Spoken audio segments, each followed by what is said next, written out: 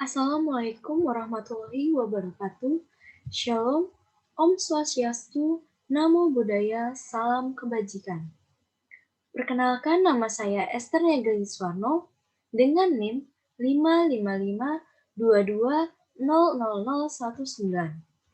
Saya mahasiswi dari Universitas Sultan Ageng Tirtayasa, Fakultas Ekonomi dan Bisnis, Prodi Akuntansi kelas 1D. Pada kesempatan kali ini, saya ingin menjelaskan materi mengenai Pancasila menjadi dasar nilai pengembangan ilmu. Seperti kita ketahui bersama bahwa kemajuan ilmu pengetahuan dan teknologi atau IPTEK dapat merubah peradaban manusia menjadi lebih maju. Perkembangan IPTEK haruslah mempertimbangkan nilai-nilai budaya dan agama sehingga berdampak positif. Kunto Wijoyo berpendapat bahwa tentang perkembangan ilmu, banyak orang sering mencampur adukan antara kebenaran dan kemajuan, sehingga pandangan seseorang tentang kebenaran terpengaruh oleh kemajuan yang dilihatnya. Konsep Pancasila sebagai dasar nilai pengembangan ilmu. Perkembangan IPTEK ini tidak boleh bertentangan dengan nilai-nilai yang terkandung dalam Pancasila. Karena nilai-nilai yang ada di Pancasila dijadikan sebagai rambu-rambu normatif dalam perkembangan IPTEK. Pada ideologi dan budaya bangsa haruslah menjadi suatu fondasi yang kuat dari perkembangan IPTEK. Mengapa demikian? Karena perkembangan IPTEK yang ada di negara kita saat ini, yaitu negara Indonesia, haruslah menyertakan nilai-nilai Pancasila sebagai faktor internal yang ada di bangsa kita saat ini. Urgensi Pancasila sebagai dasar nilai pengembangan ilmu. Bagaimana sih urgensi Pancasila ini? Setiap ilmu pengetahuan dan teknologi atau IPTEK yang berkembang di Indonesia haruslah sesuai dengan norma-norma dan nilai-nilai yang terkandung dalam Pancasila. IPTEK yang berada di lingkungan tempat kita saat ini ibaratkan pisau bermata dua, di mana satu sisi IPTEK memberikan kemudahan untuk kita memecahkan segala bentuk permasalahan dalam kehidupan yang kita hadapi saat ini. Tetapi di pihak lain, IPTEK dapat menghancurkan, bahkan dapat memusnahkan peradaban kehidupan manusia. Tidak meratanya orientasi perkembangan IPTEK ini sehingga mengakibatkan hanya perguruan tinggi yang memiliki prodi tertentu agar terserap oleh dunia kerja pada saat-saat ini. Alasan diperlukannya Pancasila sebagai dasar nilai pengembangan ilmu. Dalam hal ini, kita memiliki beberapa alasan. Alasan yang pertama, Pancasila sebagai sarana untuk mengontrol dan mengendalikan kemajuan IPTEK yang berpengaruh pada kehidupan peradaban manusia. Alasan yang kedua, nilai-nilai kearifan lokal dapat menjadikan gaya hidup modern saat ini. Dan yang ketiga, perkembangan IPTEK yang cepat pada saat ini dapat menimbulkan kerusakan lingkungan pada masa yang akan datang. Dan alasan yang keempat, penerapan nilai-nilai Pancasila dalam pengembangan ilmu pengetahuan di Indonesia harus diperkuat lagi. Nah, kita memasuki sumber historis Pancasila sebagai dasar nilai pengembangan ilmu di Indonesia. Menurut Pranaka, pengembangan IPTEK berlandaskan Pancasila merupakan bagian penting bagi keberlangsungan hidup, berbangsa, dan bernegara di masa yang akan datang. Sumber historis ini berawal dari pembukaan Undang-Undang Dasar Negara 1945, terutama yang terdapat pada alinea keempat, di mana pada kata mencerdaskan kehidupan bangsa. Kata tersebut mengacu pada pengembangan IPTEK melalui pendidikan yang berkualitas untuk generasi masa kini dan generasi yang akan datang. Nah, penjabaran sila-sila Pancasila ke dalam sistem etika ilmiah menurut Jacob Sesuai dengan sila yang kita pelajari, terdapat 5 sila. Sila yang pertama yaitu ketuhanan yang Maha Esa. Pada sila ini, penjabarannya melengkapi ilmu pengetahuan dengan menciptakan penimbangan antara yang irasional dan rasional, antara rasa dan akal. Sila pertama ini menempatkan manusia dalam alam semesta sebagai bagiannya. Kemudian sila yang kedua, di mana yang berisi kemanusiaan yang adil dan beradab. Pada sila ini memberi arah dan mengendalikan ilmu pengetahuan, di mana ilmu pengetahuan dikembalikan pada fungsinya yang semula, yaitu untuk kemanusiaan. Sila yang ketiga, yaitu Persatuan Indonesia, melengkapi universalisme dan internasionalisme dalam sila-sila yang lain, sehingga suprasistem tidak mengabaikan sistem dan subsistem di bawahnya. Kemudian, sila yang keempat, kerakyatan yang dipimpin oleh hikmat kebijaksanaan atau perwakilan.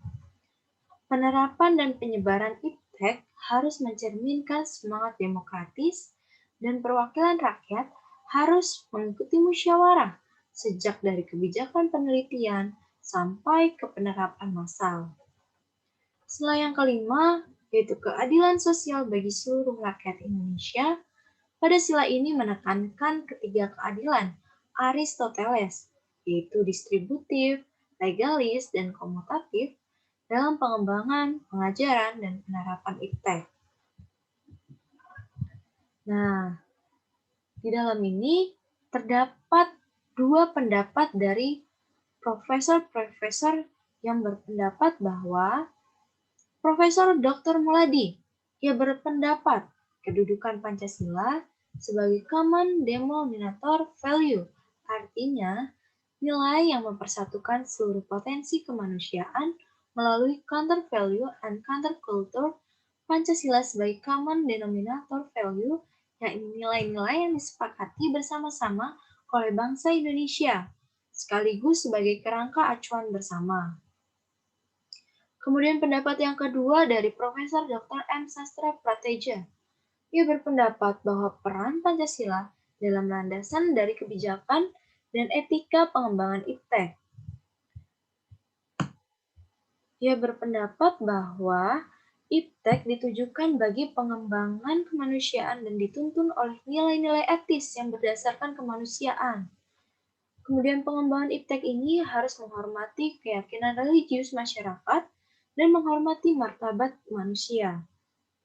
Dan iptek harus meningkatkan kualitas hidup manusia, baik sekarang maupun di masa depan. Karena pengembangan iptek hendaknya membantu pemekaran komunitas manusia, baik lokal, nasional, maupun global. Nah, sumber sosiologis Pancasila sebagai dasar nilai pengembangan ilmu di Indonesia. Dalam pengembangan ini, dapat ditemukan pada sikap masyarakat yang sangat memperhatikan dimensi ketuhanan dan kemanusiaan, sehingga manakala iptek tidak sejalan dengan nilai ketuhanan dan kemanusiaan, biasanya terjadi penolakan. Maka pengembangan iptek sebagai hasil budaya manusia harus didasarkan pada moral ketuhanan dan kemanusiaan yang adil dan beradab. Kita memasuki sumber politis Pancasila sebagai dasar nilai pengembangan ilmu di Indonesia. Terdapat 3 masa pada saat itu. Pada masa yang pertama, dokumen pada masa Orde Lama yang meletakkan Pancasila sebagai dasar nilai pengembangan atau orientasi ilmu. Pada masa ini, Presiden Soekarno mengaitkan langsung dengan dimensi kemanusiaan dan hubungan antara ilmu dan amal. Kemudian masa yang kedua, pada masa Orde Baru, Presiden Soeharto menyinggung masalah Pancasila sebagai dasar nilai pengembangan ilmu. Penekanannya pada iptek harus diabdikan kepada manusia dan kemanusiaan sehingga dapat memberi jalan bagi peningkatan martabat manusia. Dan pada masa yang ketiga, yaitu pada era reformasi, Pada masa ini, Pancasila sebagai dasar nilai dalam berbagai kebijakan penyelenggaraan negara untuk mengaktualisasikan dalam kehidupan. Dasar pengembangan iptek pada masa ini lebih bersifat apologis karena hanya memberikan dorongan kepada kaum intelektual untuk menjabarkan nilai-nilai Pancasila. Kita masuk dalam membangun argumen tentang dinamika dan tantangan Pancasila sebagai dasar nilai pengembangan ilmu. Dalam era perkembangan iptek, dinamika Pancasila merupakan suatu pergerakan perwujudan nilai-nilai dalam kehidupan bermasyarakat, berbangsa, dan bernegara yang berlandaskan pada Pancasila. Pancasila sebagai pengembangan ilmu belum dibicarakan secara eksplisit oleh para penyelenggara negara sejak masa Orde Lama hingga era Reformasi. Adapun indikator yang berkaitan dengan tantangan Pancasila menurut Titus sebagai dasar pengembangan iptek di Indonesia, di antaranya yang pertama, kapitalisme yang sebagai menguasai perekonomian dunia termasuk Indonesia. Kemudian globalisasi yang menyebabkan lemahnya daya saing bangsa Indonesia.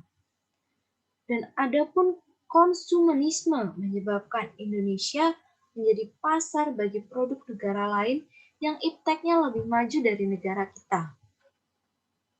Dan pragmatisme yang berorientasi pada 3 ciri, yaitu keberhasilan, kepuasan, dan hasil atau result. Kita masuk pada esensi Pancasila sebagai dasar nilai pengembangan ilmu. Pada sila ke-1, menurut Profesor Wahyudi Setiawan, yang memberikan pendapat bahwa sila ke-1 itu memberikan kesadaran tentang hidup manusia di dunia ibarat sedang menempuh ujian, dan hasil ujian akan menentukan kehidupannya yang abadi di akhirat nanti. Pada sila kedua, ia berpendapat bahwa memberikan arahan agar perlakuan terhadap manusia harus sesuai dengan kodratnya sebagai manusia, seperti isi sila kedua, yaitu kemanusiaan yang adil dan beradab. Kemudian sila ketiga, ia berpendapat bahwa jika suatu pekerjaan atau tugas dikerjakan secara bersama-sama dengan semangat nasionalisme yang tinggi, dapat menghasilkan produktivitas yang lebih optimal. Kemudian sila keempat, ia berpendapat bahwa manajemen keputusan yang melandasi semangat musyawarah akan mendatangkan hasil yang lebih baik. Dan yang terakhir, sila kelima, yaitu keadilan sosial bagi seluruh rakyat Indonesia. Ia berpendapat bahwa memberikan arahan agar selalu diusahakan tidak terjadinya jurang kesejahteraan di antara bangsa Indonesia. Sekian materi yang dapat saya sampaikan pada kesempatan kali ini. Kurang lebihnya mohon maaf. Terima kasih yang sudah menyaksikan video ini. Semoga kita dapat berjumpa lagi di lain waktu. See you. Thanks for watching.